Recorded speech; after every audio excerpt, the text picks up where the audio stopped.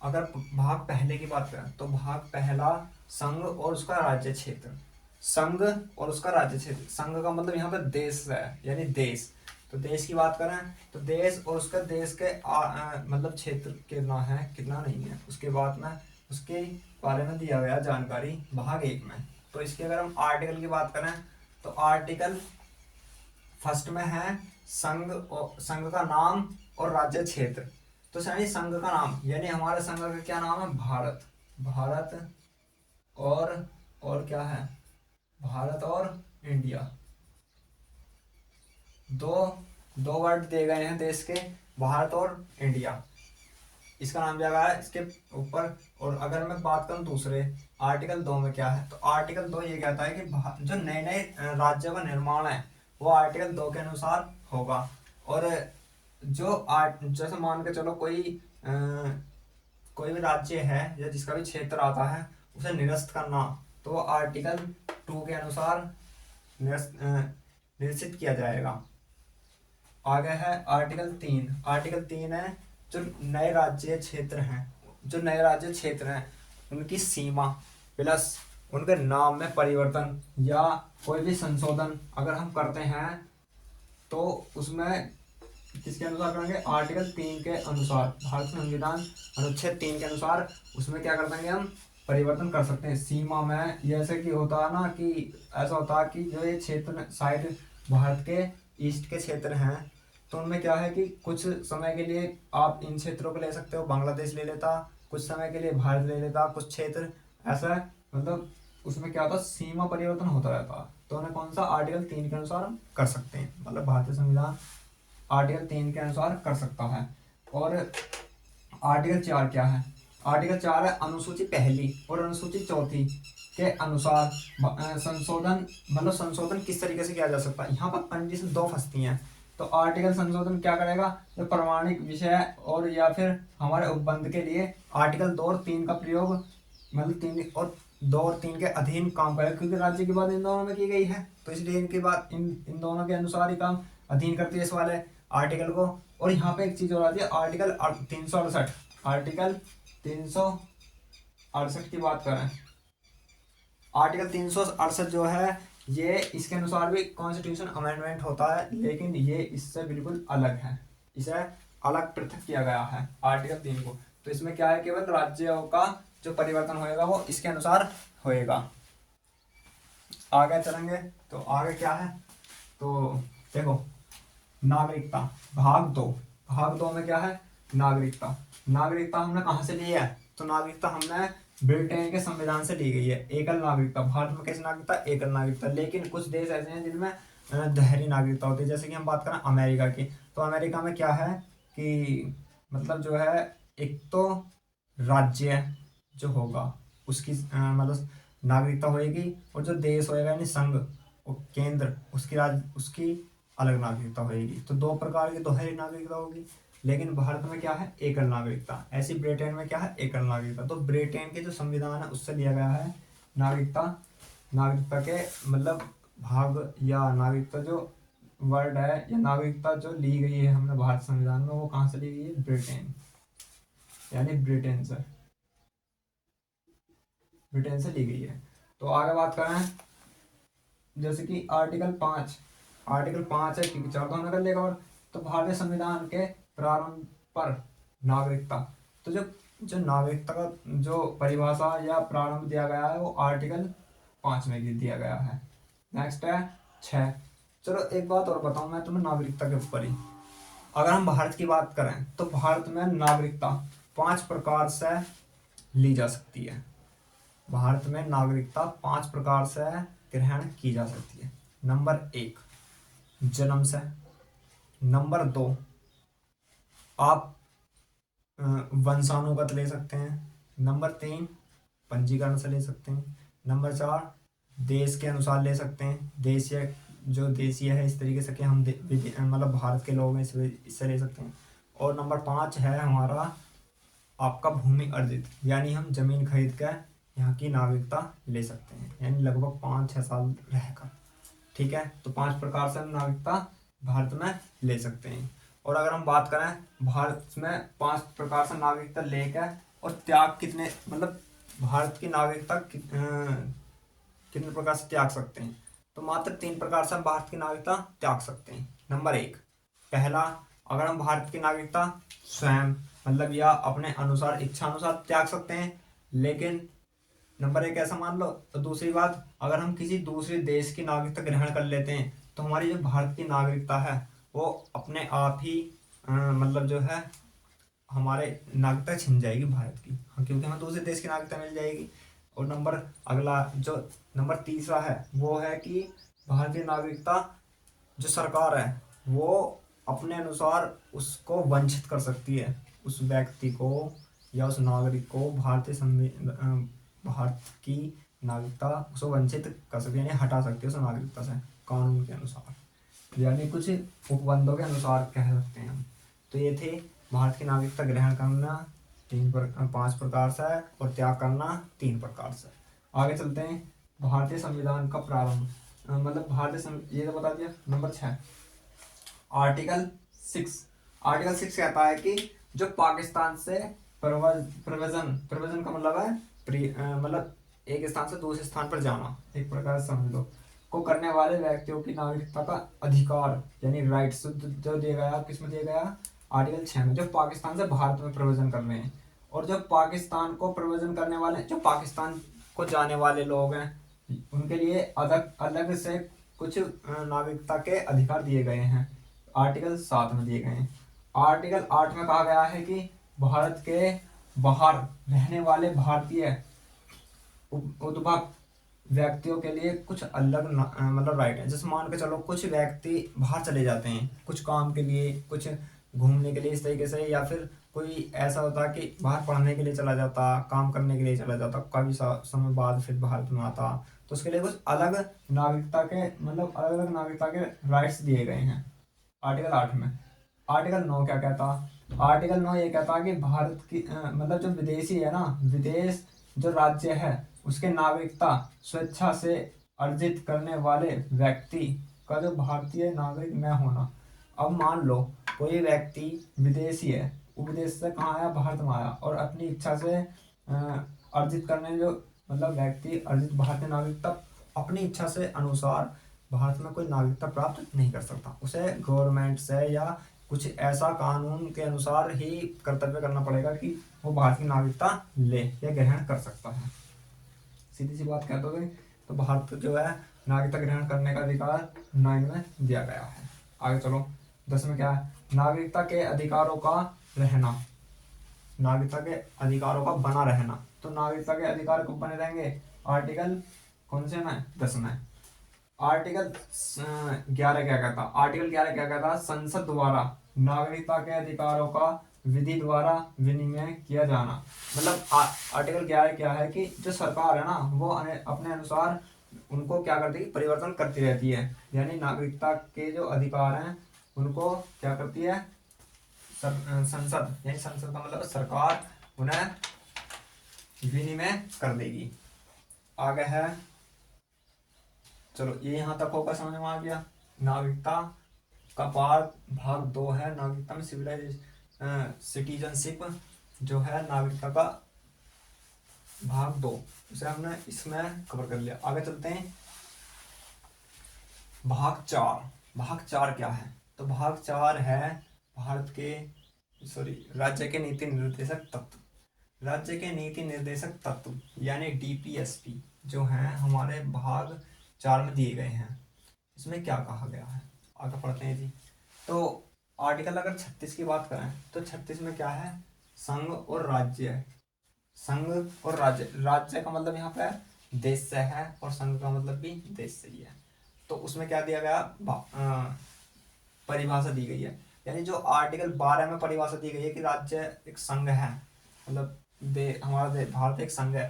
तो उसमें क्या किया गया? यहाँ पे क्या है कि एक उसकी परिभाषा दी गई है। आगे है आर्टिकल 37 यानी 37 में कहा गया है इस भाग में अंतर्वृष्टि तत्वों को लागू होना, यानी इस भाग में अंतर जो मतलब तत्व हैं उन्हें क्या कर दिया? लागू कर दिया गया है।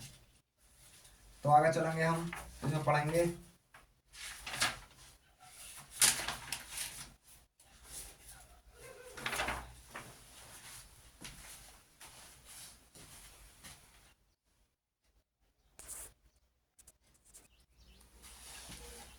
आर्टिकल 37 हो गया।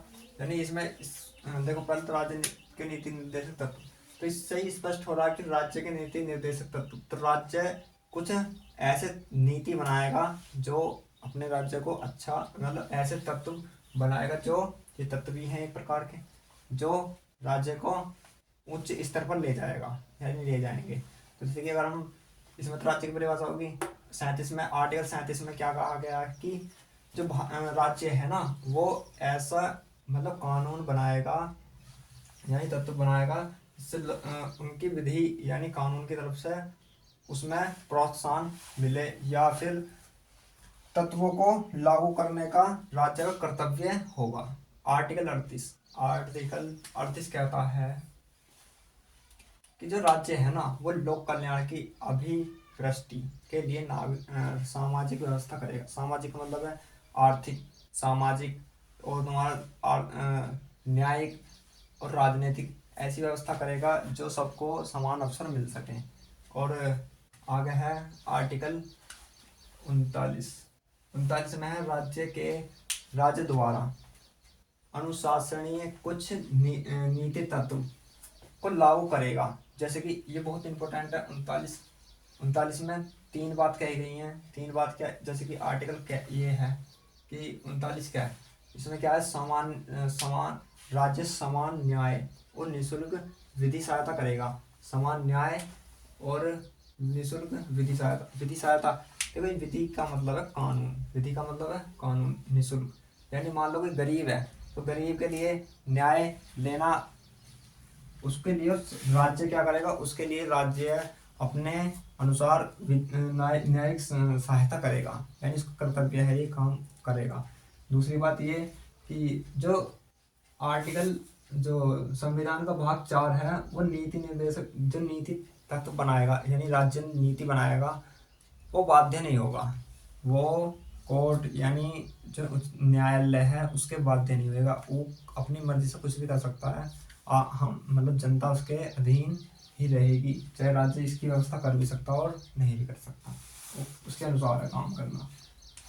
तो इसमें क्या है, निःशुल्क, जैसे कोई कि मान लो कोई अमीर है, अगर उसने कुछ ऐसा काम कर दिया गलत जो कानून में चला गया, और जबकि गरीब जो है वो निर्दोष है, होता ऐसा है कि जो अमीर है वो तो भाई कैसे भी करके अपने लिए क्या कर लेगा, बंदोबस्त कर लेगा, मतलब जो कानूनी बंदोबस्त कर लेगा, वकील का या किसी भी चीज़ का।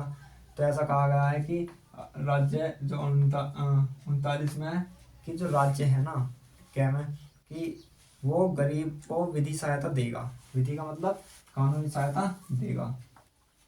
इसमें अगर आगे बात करें तो इसमें अलग भी दिया गया है, एक और दिया गया है जो मानव भौतिक संसाधनों का आवंटन, जो इसके मतलब 39 ख में 39 ख और 39 घ में दिया गया है कि जो राज्य है ना, चाहे महिला हो चाहे पुरुष हो, उन सबको क्या करेगा, ऐसी योजना बनाएगा कि सबको,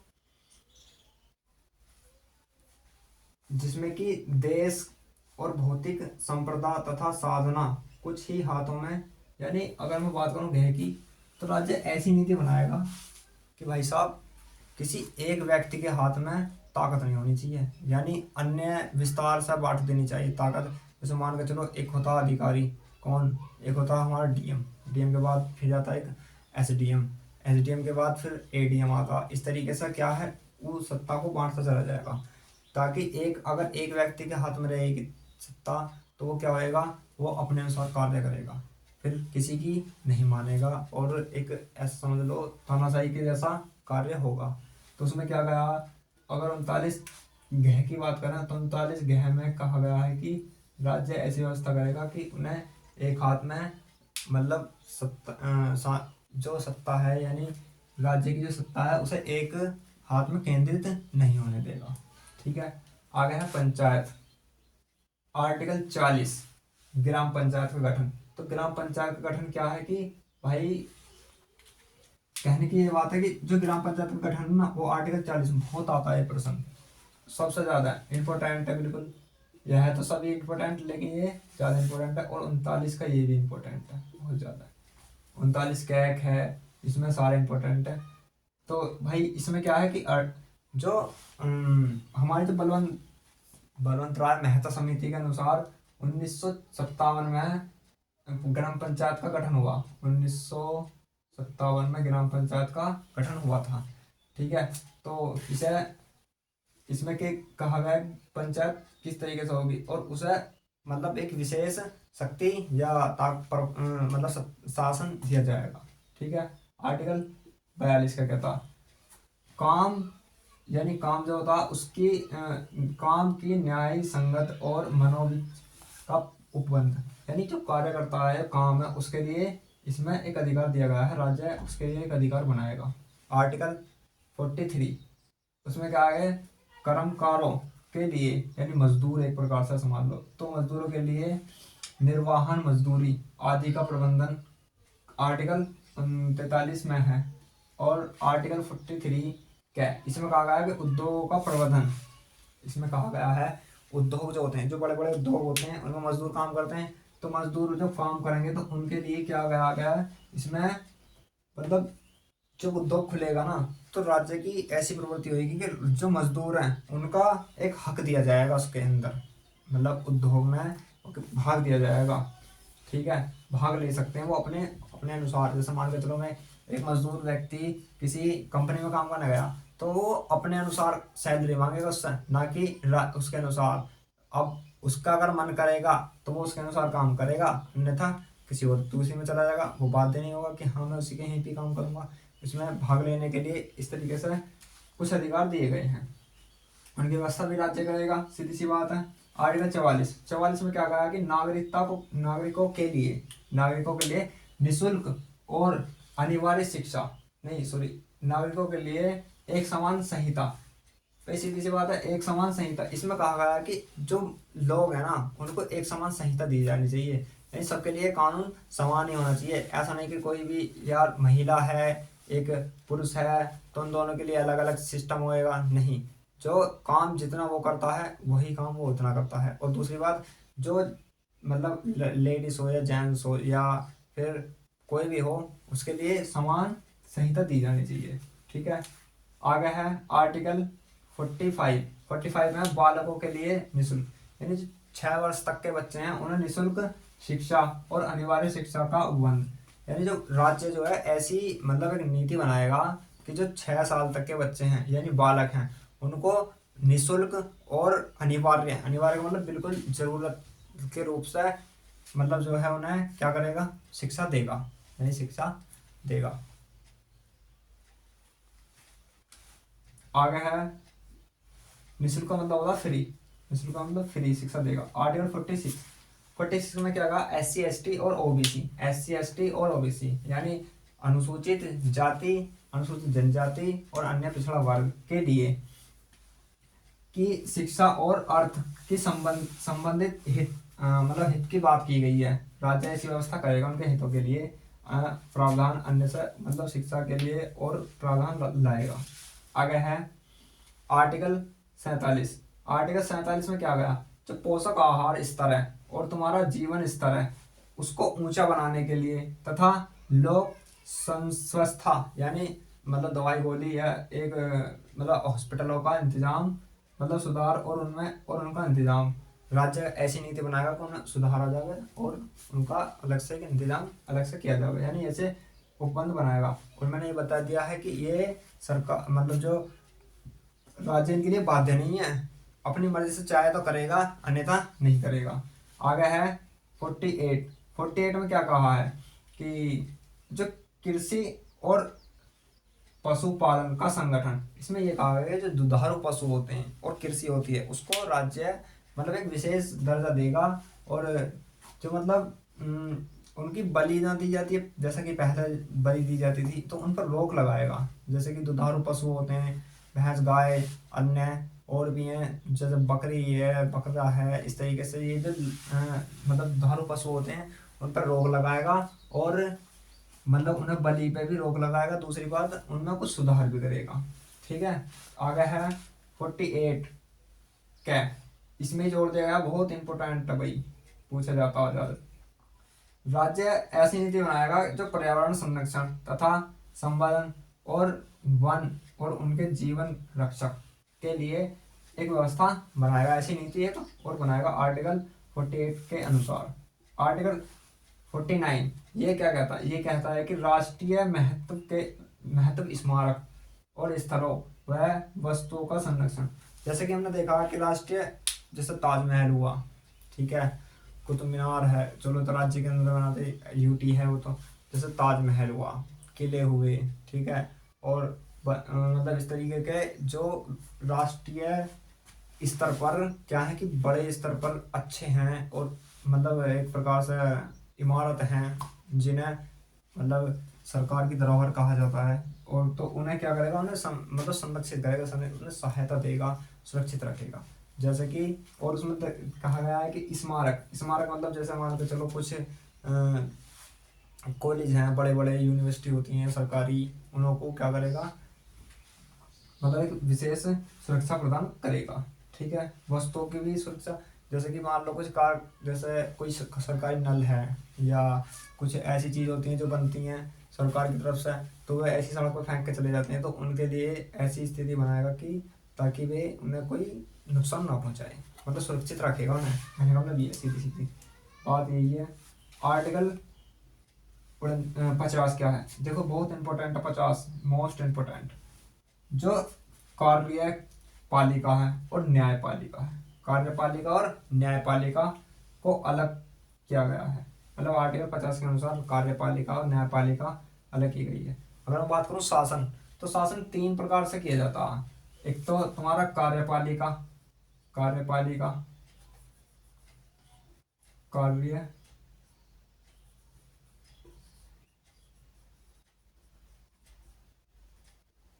न्यायपालिका, कार्यपालिका और व्यवस्थापिका।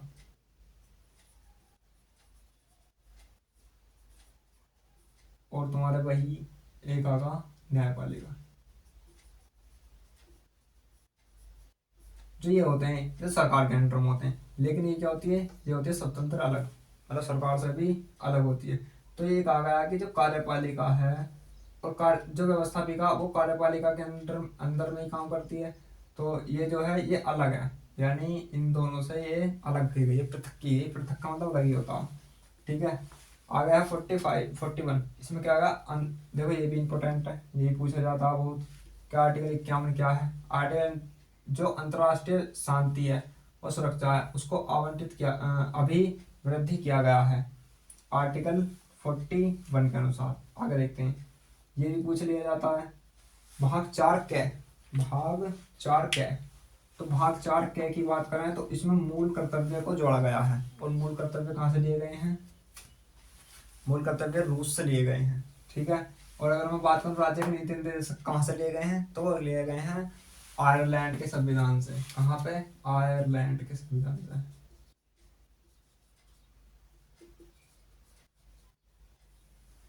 आयरलैंड के संविधान से।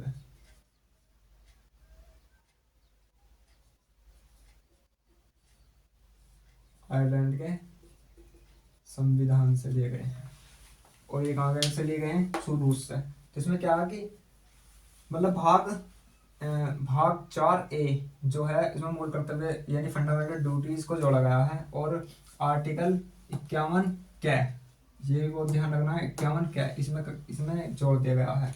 अगर मैं बात करूं मूल संविधान में, तो मूल संविधान में कोई भी आर्टिकल, सॉरी, कोई भी एक भी मूल कर्तव्य नहीं था, लेकिन 86वां 76वां संविधान संशोधन द्वारा, 76वें संविधान संशोधन द्वारा 52वां संविधान संशोधन 1976 में 42वें संविधान संशोधन द्वारा 10 फंडामेंटल ड्यूटीज को ऐड किया गया भारतीय कॉन्स्टिट्यूशन में।